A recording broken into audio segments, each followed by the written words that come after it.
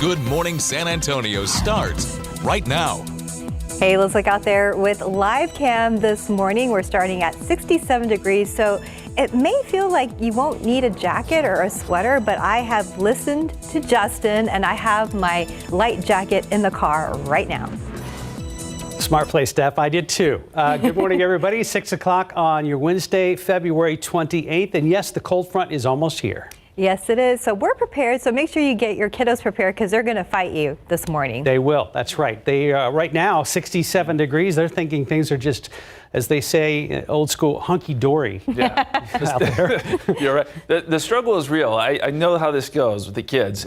They will argue with you, and there will still be kids that show up to school in shorts and T-shirts, and hey, they'll learn it the hard way, right? That front will come through. It'll feel a little colder today. It's not going to be bitterly cold, okay? This is not one of those situations where, wind chills are going to be in the 30s, but it will be very different this afternoon. High temperatures will struggle to get back up to 60 after we fall this morning into the 50s. So as we look at the current temperatures, yeah, it's cold in Panhandle, 24 in Amarillo, 32 in Lubbock, but let's look a little closer at our area. That front is now, as we speak, moving into Bexar County. So behind it, we've got 50s, 53 Junction, 56 in Fredericksburg, 61 in Austin, fronts through there. We're still at 66 for the moment. That probably changes pretty dramatically once the front comes through. And then the other side to all this, very, very gusty winds. We've got winds gusting now to 28 in Kerrville, gusting to 24 in Fredericksburg, and these numbers will only go up. Starting to see some gusty winds now in northern Bexar County. And you'll start to see these gusts 20 to 30 by the time we get into, say, 9, 10 o'clock this morning, gusts to 40 miles per hour potentially. So not only will it be cooler, it will also be very, very windy. And it will take time for these winds to subside. So it'll be windy most of the day. You'll get those gusts even around 20 to 25 later this evening. Our forecast today, 60s now, but we drop off into the 50s by, say, 8 o'clock, 54 by 9 o'clock. And then by noontime, 56. Yeah, there could be some peaks of sun today for sure, but it's not going to help us warm up all that much.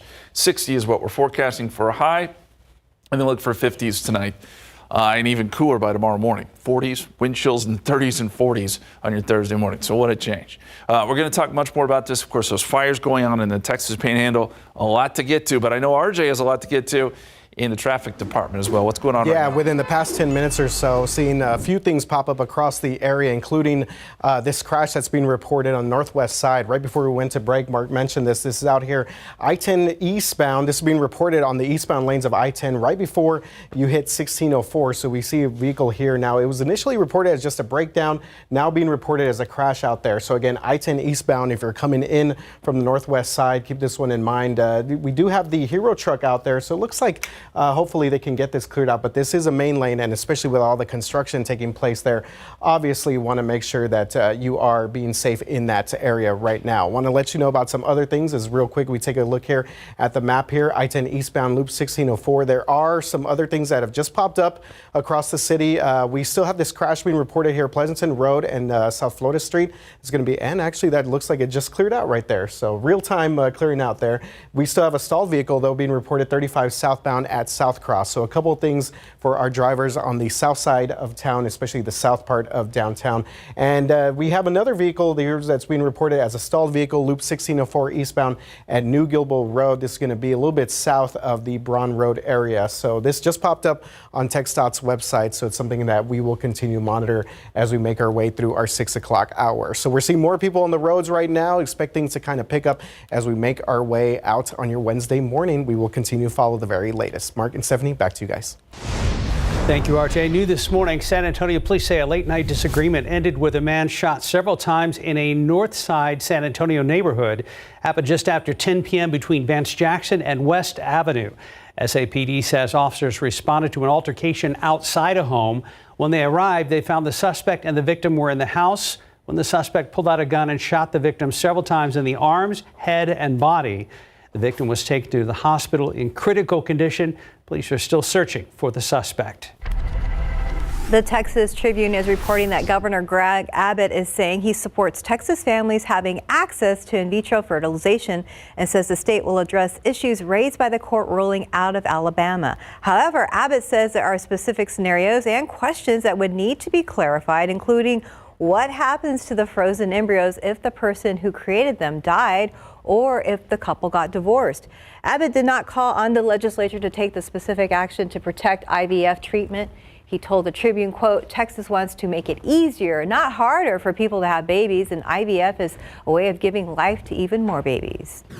But I think the goal is to make sure that we can find a pathway to ensure that parents who otherwise may not have the opportunity to have a child will be able to have access to the IVF process and become parents and give life to babies.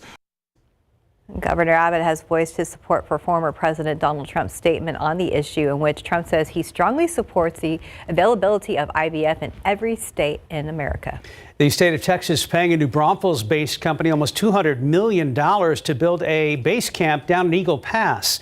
The Associated Press reports this is all part of Governor Abbott's Operation Lone Star Security Initiative. The company, Team Housing Solutions, won the contract from the Texas Military Department. Abbott says this camp will house around 2,000 Texas National Guard members by October. It's unclear what this will cost for Lone Star State residents, but Operation Lone Star has cost Texas taxpayers more than $10 billion. A new poll from Gallup shows the biggest concern facing U.S. residents is immigration. And while other top issues held steady, immigration rose 8 points since January to 28%. That shift comes largely among Republicans. The poll found that 57% of them name it as the top problem, and up from 37% last month. So other top concerns for Americans include problems related to government or poor leadership, the economy in general, and the high cost of living. Looking ahead, President Joe Biden and former President Donald Trump are both expected at the border tomorrow. San Antonio Mayor Ron Nirenberg also will be there. Nirenberg will meet with President Biden in Brownsville to discuss the influx of migrants at the Texas-Mexico border. Meanwhile, former President Trump will be in Eagle Pass. KSAT will have crews on the border Thursday covering both President Biden and former President Trump's visits. Encourage people to do everything they can and not let anyone turn them away from voting. That is the message from Bexar County Commissioner Tommy Calvert as early voting cranks up. He says his office is working with the Texas Civil Rights Project Election Protection to investigate voter complaints as we get closer to the state primaries. Calvert says there's been some complaints about people not receiving mail-in ballots. So Lydia Martinez was told there was no record of her mail-in ballot application in the system. And she says she was worried after hearing it's happened to other seniors. They were all calling me that they had not received the mail ballot. So that's why I was very concerned, because if this is happening to us, I mean, how many other people have not received their mail ballot? The Bexar County Elections Administrator says over 19,000 ballots were sent out. You can call the elections office to find out if your mail-in ballot was sent. Early voting ends this Friday. And to the Michigan primary, both President Joe Biden and former President Donald Trump cruising to victory. ABC's Perry Russum reports Biden is getting at least 80% of the vote, even as he faced a protest vote for his handling of the war in Gaza. Protest vote fallout in Michigan. A vote uncommitted was a humanitarian vote. Tens of thousands of people voting uncommitted in the Democratic primary, sending a message to President Biden over his handling of the war in Gaza. I don't think the Democrats take us seriously, and they're gonna have to start if they plan to win in November. Michigan is home to the largest community of Arab Americans in the country. It's very well known that we support a ceasefire. In Gaza, refugees are struggling to survive. The UN says more than 500,000 people are one step away from famine. This man says getting food, water, and medicine is an extreme challenge. President Biden says he's hoping for a ceasefire by Monday. We are trying to push this deal over the finish line. We do think it's possible. Back to the primary in Michigan. On the Republican side, former President Trump again crushing Nikki Haley. She has promised to stay in this race through Super Tuesday, which is next week. Perry Russum, ABC News, Washington. Lawmakers might have a solution to avoid a partial government shutdown on Friday. House Speaker Mike Johnson's office says he's now open to a continuing resolution. The plan has 2 stages. The 4 government agencies that could close after Friday would get another week of funding. They include Departments of Transportation, Veterans Affairs, Agriculture, and Housing and Urban Development. The funding deadline for everything else would be March 22nd.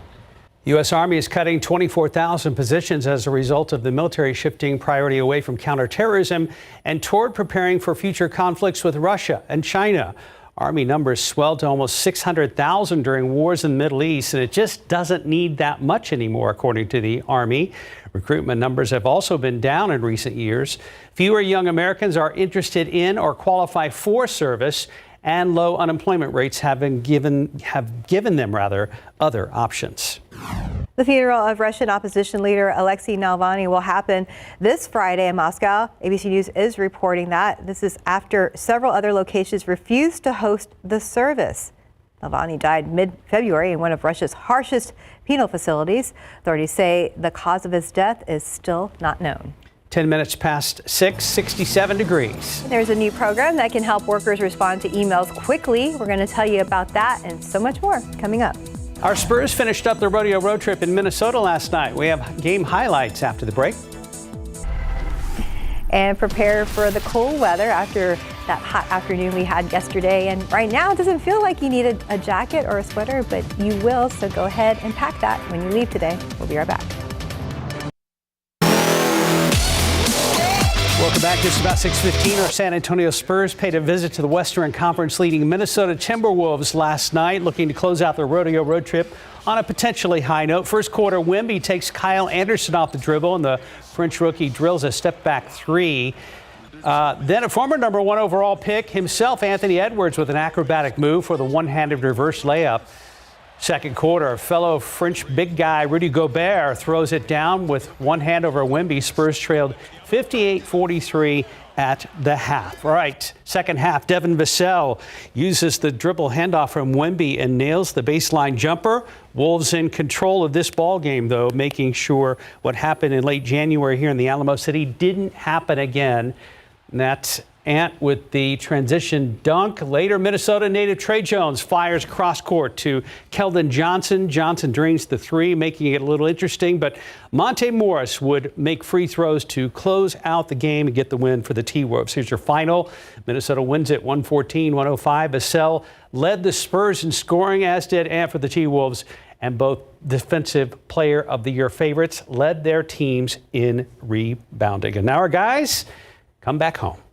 Yeah, I was going to say, yeah, but you got to see Wemby in action early on. It was pretty impressive, right? Well, it started early enough that, was able to catch the very beginning of the game. And it's so cool to see Wemby. Even though our guys aren't getting wins, it's still fun to watch at times. Yes, it is. Let's just hope that he keeps growing and, it'll be even more fun when we get some W's down the line. But time now, 6:16. Let's check back with RJ. Yeah, I'm full on Wemby watch right now as the season progresses. He had one of these incredible plays that he actually missed the shot, but it was definitely highlight worthy stuff. Went behind the back, threw it off the backboard. Some stuff Justin Horn, I've seen him do that out on the court. Yeah. All right, we have more information here on our crash being reported here. I-10, this is actually the eastbound lanes of I-10. You see it has closed down one of the main lanes there for I-10 East, and traffic is getting through this area right here. But again, east at 16, right before we get to 1604, we have emergency vehicles, have the Hero vehicle out there, TxDOT's Hero vehicle out there as well. So we take a quick look here at our maps and see that it's not causing any major delays right now at the moment. And as I get a closer look, that actually might be on one of the access roads as well. So it's something we'll continue to monitor as we make our way through the 6 o'clock hour here. But again, northwest side, a lot of activity. We're actually going to talk about that here in just a bit. Loop 410 southbound at Rigsby Avenue. This is also right there, US 87. Basically, we have a stalled vehicle being reported in this area here now, not causing any major delays. So good news there. The rest of the city, everything else is cleared out. We've cleared out those 2 incidents on the south side or actually just south of downtown San Antonio there in Pleasanton and also South Cross. Also, we had that activity earlier, 1604 New Gilboa Road. That has been cleared out as well. But we do want to let you know about some ongoing construction that's going to be affecting more of our drivers on the northwest side. So basically, the key points of this is that starting tonight through this summer, the entrance ramp for Kelsey Parkway, that is going to be closed as part of this that 1604 expansion project, and the Babcock Road exit's going to be closed. So if you use Babcock Road to get to UTSA or anywhere kind of in that area, keep that in mind. You're going to have to circle around, probably exit Chase Hill Boulevard to get on Babcock. And if you use Kyle Seal in any way to get around Brandeis High School, keep that in mind as well. So the main lanes are going to be open in that area, but again, it's just that entrance ramp at Kyle Seal and the exit ramp, that is going to be closed through the rest of this spring and into the summer. Wow, we have a whole bunch of viewers out there in that part of town. It's busy place to be. Oh yeah, absolutely. All right, thank you, RJ. We're gonna have to keep a notebook in our car to remember all the There's closures. a lot going on out there. Or a book to read while you're stuck in traffic. Yeah, there's that too. Yes. Yeah, there's a lot there. We also have a lot going on in the weather department in the sense that we've got a front. It's been a while since we've got a front coming through, but it is going to make a difference today. We're not seeing big temperature drops at the moment. It's 66 here in San Antonio, 61 in Kerrville. There is a difference here, and you'll feel it later today because temperatures just won't warm up all that much. 55 in Fredericksburg right now, 61 in Austin. So you see the difference there. And of course, this is going to sweep away a lot of the humidity as well. As we look at the current wind gusts, you can see that they are starting to pick up, gusting to 26 now in Kerrville, gusting to 9 in Comfort, gusting to 13 in Bulverde, 24 in Canyon Lake, and these numbers are only going to get worse. We're going to see some gusts 30 to 40 miles per hour starting here in a couple of hours. You're going to see these winds really start to howl out of the north, and we're starting to feel those gustier winds now right at about 410. That's where that front is right now, and it will continue to progress south here over the next hour through San Antonio. And here's a look at the futurecast wind gusts. I mentioned by, say, 10 a.m., we're looking at gusts at 40 miles per hour here in San Antonio, Pleasanton, New Braunfels, 40 plus. So secure any of those outdoor items that you have just sitting out because they might blow away. We've had these wind events, quite a few of them so far this winter. This is yet another one of them. And as we head into this evening, 5 o'clock, winds start to subside a little bit, but not much. We're still getting some breezy winds out of the north, anywhere from 20 to 25 miles per hour. Right now, 66. The front's not to the airport just yet, but it will be here very, very soon.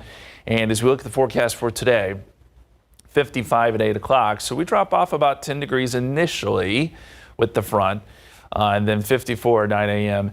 The issue is we just won't warm up all that much. You'll sit in 50s most of the day, maybe up around 60 or so, mostly cloudy, but that wind make it feel kind of coolish, and then there is a small chance of a shower or two as well, maybe a sprinkle. We can see that here with the computer models. It does show most of the rain staying to our north, but I think the sprinkle or two is a possibility as we get into tonight and during the day tomorrow. A lot of clouds. It's an overrunning situation where we get the flow over top of that cooler air, and it just keeps clouds in place. And yeah, maybe a sprinkle or two tomorrow as well. 10 to 20% chance of rain, that's it. We're not going to pick up much rain out of this. This is not going to be a rain event for us. It's more of just a temperature and wind issue.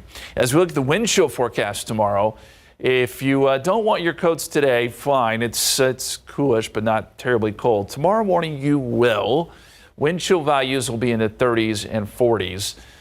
This is what it will feel like at 7 a.m. tomorrow. It will feel like 41 here in San Antonio, 34 Boerne, 32 in Kerrville. So it will get chilly on Thursday. We only make it up to 50 for high. That's it tomorrow. 75 Friday, there's your rebound. And then near 80 this weekend. It is a true roller coaster ride over the next several days. And then we've got some spring-like weather showing up as we head into March. Some small rain chances, maybe even a few thunderstorms Sunday into Monday. Okay, thank you, Justin. We're seeing a story coming across the wires right now. Pope Francis has apparently been taken to a hospital in Rome after suffering from the flu. Yeah, it says here that he was suffering from flu symptoms for a number of days, but we'll keep you updated as more information becomes available. Indeed, 622, 66 degrees. Apple is putting the brakes on its electric car, and a San Antonio tween is a baking champion. That's after the break in your Morning Consumer News. asthma. It can make you miss out on those epic hikes with friends. Step back out there with Fasenra. Fasenra is an add-on treatment for eosinophilic asthma that is taken once every 8 weeks. Fasenra helps prevent asthma attacks. Most patients did not have an attack in the first year. Fasenra is proven to help you breathe better so you can get back to doing day-to-day activities. And Fasenra helps lower the use of oral steroids. Fasenra is not for sudden breathing problems or other eosinophilic conditions. Allergic reactions may occur. Don't stop your asthma treatments without talking with your doctor. Tell your doctor if your asthma worsens. Headache and sore throat may occur. Tell your doctor if you have a parasitic infection. Get back to better breathing. Get back to what you've missed. Ask your doctor about Fasenra, the only asthma treatment taken once every 8 weeks.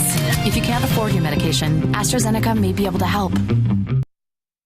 In your morning consumer headlines, Apple has pulled the plug on its electric car project. According to Bloomberg, the tech giant spent billions of dollars over the past decade developing its first car, but has now decided to kill the project. Some staffers will be shifted to the company's artificial intelligence division. And more music is coming off of TikTok. Last month, all the songs in Universal Music Group's recorded catalog were removed from the social media network. Now, all the songs written by the Universal's publishing arm have also come down. It's all because of a disagreement over royalties. And the email startup Superhuman is rolling out a new AI feature to help you instantly reply to your messages. It offers you 3 potential reply options to choose from. Superhuman says users who tested the feature sent emails twice as fast. And back here at home, 12-year-old San Antonio baker Leela has won Food Network's Kids Baking Championship. She won over the judges with her rich chocolate cake with chocolate hazelnut pastry cream and salted caramel buttercream. And in addition to bragging rights, Leela wins $25,000 and will be featured in Food Network's magazine. Way to go. Congratulations. I got to see a clip of it on Monday. And she was, I couldn't hear it because we were at the dentist office, but I mean, I was telling Rooney, I was like, hey, look, she's from San Antonio. That's amazing. You had me at chocolate hazelnut pastry cream with salted caramel buttercream? Yes. One of those creams wasn't enough, was it? She did a wonderful job. Oh man, I wish it we looked could taste that. amazing. Well, congratulations. Yeah. Great job. 627, 66 degrees. Well, from the wildfires in the Panhandle to news around Texas school districts, we have your latest Texas headlines after the break. And some changes coming to federal student aid. That's coming up in your morning money news.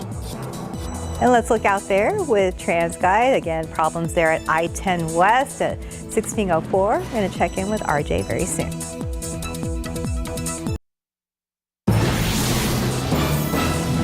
All right, good morning, folks. It is 6:31. Can't see the effects right here, but we were talking during the commercial break, and that cold front is moving through right now as we speak. That's right. Be prepared. Hey, happy Wednesday. It is February 28th. Justin is in for Mike, and that front is exactly where right now? It's moving right through downtown, so we're starting to feel the effects. It's not one of those situations where all of a sudden the wind's going to pick up and it's going to get really cold, but we're starting to see that cooler air funnel in, and today's temperatures, well, they'll be about 20 degrees cooler than yesterday. Wow. So that's the change. As we look at the radar right now, you're asking, well, what are we looking at here? There's no rain, but we can actually see the front. When these fronts move through, they pick up dust and other particles, and the radar can actually see them. And it's right about there. That's the frontal boundary that is moving through San Antonio. So we're starting to see some of that cooler air work in here. And this front is moving quickly. So it'll be south of San Antonio by, say, 7 o'clock. Recent wind gusts. These numbers are starting to pick up. Look at Austin, gusting to 37 now, gusting to 24 in Fredericksburg, gusting to 26 in Kerrville. Here soon, I think we'll start to see some pretty stout gusts at the airport as well. And these winds will only pick up as the morning goes on. It's gusting to 28 now at Bernie Stage. That's a new update. Gusting to 12 in Helotes, but that number's going to pick up soon.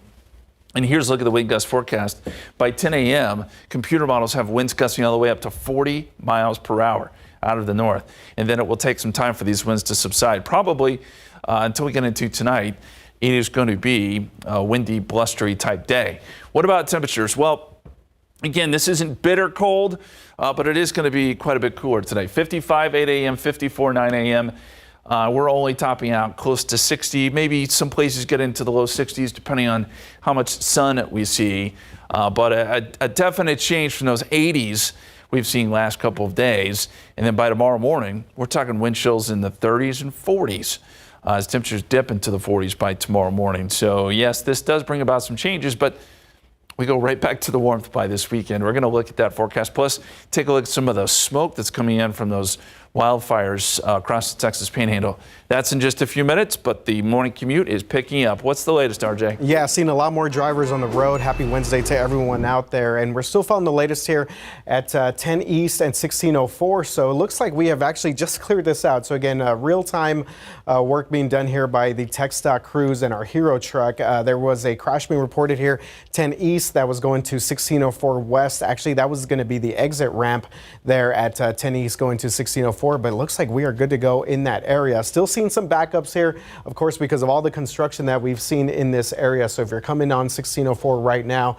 especially if you're going eastbound to I-10, you're still going to run into some construction there. But good news, that crash here looks like we have cleared that area out on the northwest side. As we take you now to the east side, we still have this stalled vehicle that's not causing very many problems out there. This was on the shoulder here, Loop 410 southbound at Rigsby Avenue and US 87. So not causing any major delays, but again, a lot of people do use 87 and Rigsby to get in and around the east side. So want to just kind of mention that if you are about to head out right now. We did just see a stalled vehicle pop up on US 90 eastbound at 151. So US 90 is always kind of busy, already building up traffic, especially out by 1604. But we'll continue to follow the very latest on that disabled vehicle out there in that part of town. But again, good news, we have cleared out this crash on the northwest side, and everything else, it looks pretty good out there in terms of our traffic. We will continue to follow the very latest. Mark and Stephanie, back to you guys. RJ, thank you. New this morning, we've learned the name of a man who was shot and killed earlier this week. The Bexar County medical examiner says 24-year-old German Gutierrez died on Monday. Happened at an apartment complex on Bandera Road near the intersection of Broadview Drive. No word if any arrests have been made. Also overnight, we learned the name of the woman killed trying to cross the street on the northwest side. We're told 47-year-old Veronica Villarreal died on Sunday night after being hit at Babcock Road and Medical Drive. That driver did stop to help. For the first time in 5 months' time, someone in Bexar County has died from the coronavirus. There are almost 900 new cases to report, down significantly from the 1,200 cases reported the week prior. However, that one death brings the total COVID deaths in Bexar County up to 6,262 since the county started keeping track of COVID data back in March of 2020. In your Texas headlines this morning, evacuation orders are in place for those who live north of Amarillo. The wildfires have now burned about 370,000 acres in the Panhandle. Governor Greg Abbott is issuing a disaster declaration, and several Bexar County firefighters are being sent as the fire is 0% contained. The fires have also shut down a nuclear weapons facility northeast of Amarillo. Right now, there are no reports of any injuries, and it's still not clear what caused the fires. Back here in our area, a former Judson ISD band director could spend the rest of his life in prison for child pornography. Mark Mallow was convicted of possessing and promoting child pornography, and police arrested him back in August of 2022. That was while he was teaching at Woodlake Hills Middle School. The social media app Snapchat noticed his explicit content and reported it. While he was out on bond, police arrested him again on 3 other charges, including online solicitation of a minor, and Mallow will be tried for that at a later date. Out in Houston, a letter sent out to families and staff this week states that Spring Branch ISD will no longer have librarians in the upcoming school year because of budget concerns. Along with librarians, the district is also cutting elementary and middle school counseling programs, athletic training staff, and some central office positions. These cuts will erase over $22 million of the $35 million shortfall in the district's budget. The Houston Chronicle reports Spring Branch ISD is just one of many districts across the state facing the aftermath from the legislators declining to increase funding during the last session. What is that going to do to them? What is that going to do to their development? The district is going to lose some really passionate employees who have made a difference in the lives of students. Officials at the district say they are helping affected employees find other roles. Back here at home, a local school board meeting turned into a call for action. It's all after the death of a man known as Mr. Fred. 73-year-old Alfred Jimenez died after he was hurt while working in a special education classroom. Several teachers filled Northside ISD school board meeting to voice their frustrations. Many teachers saying they are overworked, need more help, and spoke about times they were hurt in classrooms with students with severe learning and emotional disabilities. Blame does not lie on the students. The blame does not lie on the teachers. The blame lies in the lack of funding and the lack of resources that our schools continue to have, and that we look to the state of Texas for that.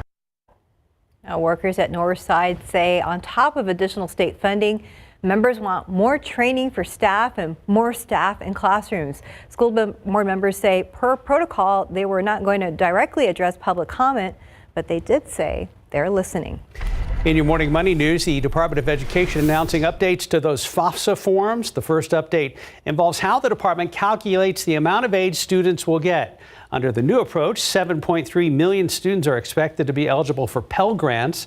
The department is also going to send support personnel to lower resourced colleges to do needs assessments and help schools with student aid offer packages. The third update is a faster approach for processing student records. Now, according to Fidelity Investments, the number of 401k millionaires jumped 41% last year. That growth in the number of 401ks with balances of at least $1 million was driven in part by strong performances in stocks and bonds in 2023. Fidelity says the average balance for a Gen Xer topped $500,000 for those who have been saving for at least 15 years. If your 401k balance isn't that high, the Mega Millions jackpot is now the 8th largest ever. The Mega Millions website reports no one won Tuesday, so the jackpot for you future millionaires will climb to $607 million for Friday night's drawing. The cash option for Friday will be almost $300 million. In addition to being the 8th largest mega jackpot ever, Friday's drawing will also be the 20th largest U.S. lottery jackpot ever. So what do a lot of people do after winning the lottery? Well, they cash in on a new car. Consumer Reports' annual list of top picks is out and could come in handy. 12 on your sides, Marilyn Mort says this year's list includes a lot of hybrids.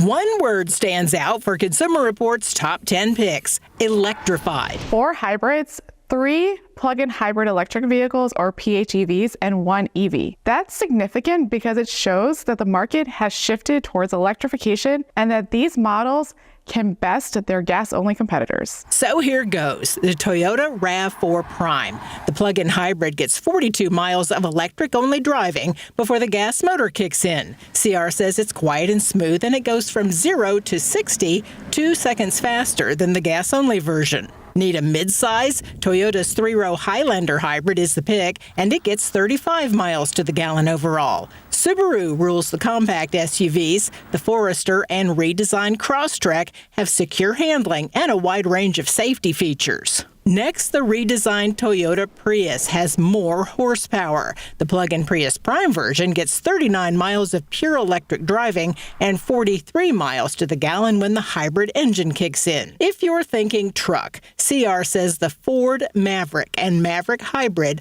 offer a lot of the function of a truck, but at a fraction of the size and cost. And the cab is roomy. For a mid-sized car, another Toyota. The Camry Hybrid got top marks for reliability. And it also performs well in our fuel economy tests, gets 610 miles per tank of gas, and earns a sky-high road test score in our on-track evaluations. If luxury is your style, CR's top pick is the BMW X5 and the X5 plug-in hybrid. And for a sporty drive that won't break the bank, CR's pick is the Mazda 3. Finally, their top pick for an all-electric vehicle is the Tesla Model Y. They like the quick acceleration, and it has access to the Tesla supercharger network. Marilyn Moritz, KSAT 12 News. 642, 66 degrees for now. For now. And after the break, we're going to take a look at what's trending on KSAT.com.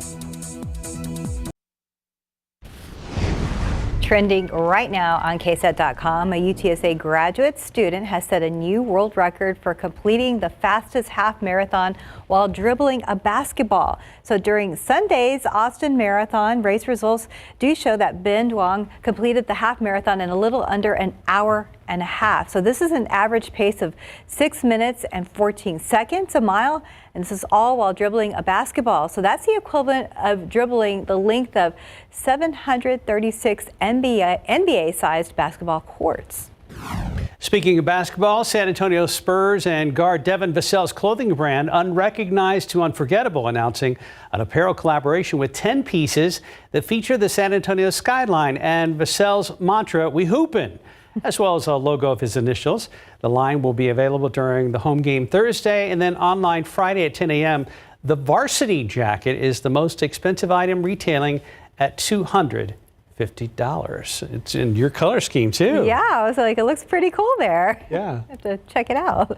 Time now, 6:46, and things are kind of moving in the shot that I'm looking at, but let's check in with RJ. Yeah, things looking pretty good out there. Hey, you know what, Devin Vassell looking pretty fresh out there. Also, Victor Wembanyama, the Louis Vuitton ad. So our guys looking good off the court. Probably would like a little bit more wins there, but you know what, we'll worry about that later. This guy's looking fresh. As we take a look real quick here at traffic, 35 at St. Mary's, traffic moving both directions pretty well in that direction. 37 at Alamo Dome, same situation as well. Biggest thing we're seeing right now, 90 eastbound at 151.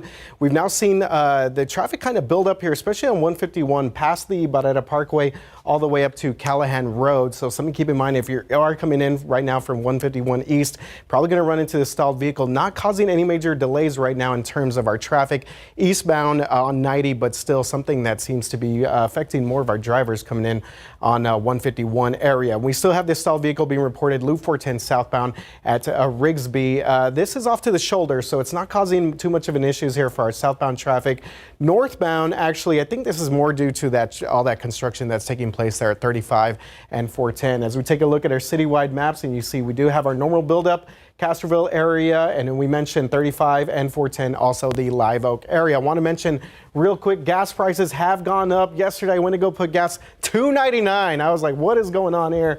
It's gone up at least 9 cents on average across the San Antonio area from just a week ago. Mm-hmm. Yeah, I remember seeing prices all over like $2.79, so we've never seen another spike. $2.99 yesterday. Not happy. I know. Don't love that. Well, guys, yesterday we had some big fires up in the Texas Panhandle. It was a big deal. Still is. These fires, at least one of them, is not contained. Look at this video. This is just incredible stuff. You see those fires just spreading so quickly, and part of that was, well, a lot of it was due to these very gusty winds. They had wind gusts up there in the Panhandle, 60 to 70 miles per hour. Watch the fire just cross the road there. I mean, that's moving quick, and that's why they're having such a hard time containing these fires, and they're still going to be fighting them here over the next several days. So let me show you on a map where these fires are up around the Amarillo area. There's 3 big ones, and one in particular that is just massive. So we'll zoom in here, and it's this fire just to the north and east of Amarillo, the Smokehouse Creek fire, which is 300,000 acres. That is massive. 0% contained as of last check with the Texas Forest Service. There is also 2 other fires that are fairly large. So this is going to go down as one of the worst wildfires in Texas history, at least top 5. And there's a lot of smoke coming off these fires. We can project that with our computer models. It's getting pushed south with the front. And I show this because those west of San Antonio may see a little bit of that haze or see a little bit of that smoke.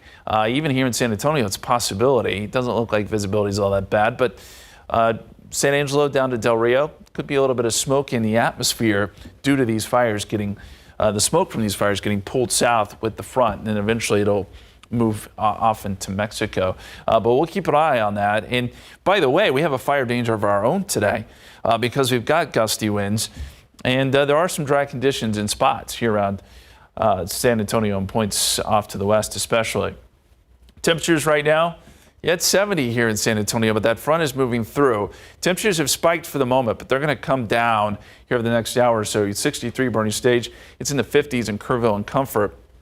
And you see the temperatures behind this front, 52 Fredericksburg now, 53 Junction. So these numbers are falling, and that's what we have to look forward to, in addition to some very gusty winds, gusting to 37 now in Austin. We're gusting to 37. That's the latest gust at the airport now just reported. So winds are really starting to pick up, and that's happened just within the last 20 minutes or so. I think we'll see gusts around 40 through about lunchtime, and then more in the 20 to 30 mile per hour gust range this evening, but a windy day nonetheless, no matter what time of day. Right now, 70 degrees at the airport, yes, but again, temperatures are falling. We're seeing that up around Kerrville, and those northerly winds are now starting to kick in. So our forecast, because that cooler air works in, we're just not going to warm up all that much. 60 is our projected high today. That's it. Just a 10% chance of a shower. Rain's not really an issue with this front. It's going to be the cooler weather. And by tomorrow morning, wind chill values will be in the 30s and 40s. So that's what we have to look forward to. Again, 60 today, but only 50 tomorrow. A couple cool days before we rebound into the 70s on Friday and look for temperatures near 80 this weekend with a small chance of rain on Sunday. Thank you, Justin. 6:51, 66 degrees. Let's look out there with live cam. Yes, things will be changing soon, but looking good so far at that 66 degrees. Prepare for cooler weather tomorrow. We'll be right back. Welcome back to GMSA. It's about 5 minutes to 7, so a lot of folks are about to head out the door. Yes, and a lot of people already out there. Let's check back with RJ.